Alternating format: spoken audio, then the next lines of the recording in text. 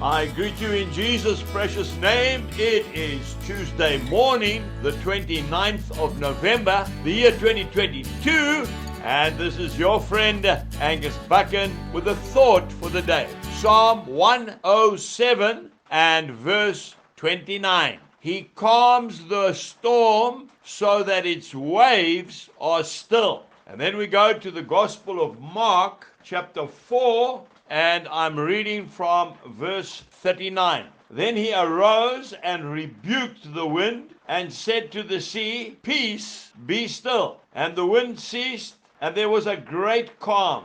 But he said to them, "Why are you so fearful? How is it that you have no faith?" What storm are we facing in our lives today?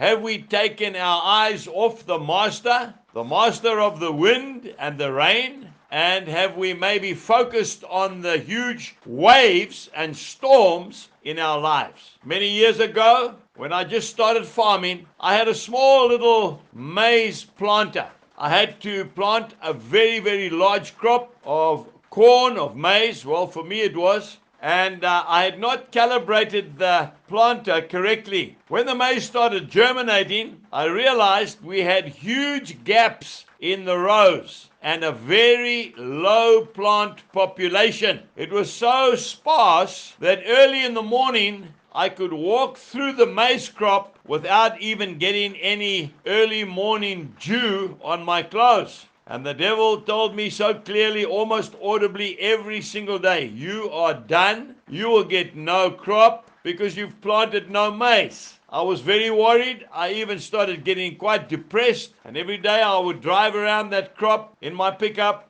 and I just looked at these huge gaps. You see, I was looking at the waves. I was looking at the storm and I was not looking at Jesus. Then one morning early, as I was driving around the crop, the Holy Spirit impressed upon me to stop looking at the gaps in the rows and start looking at the cobs on the plants. And I looked at them and they were huge.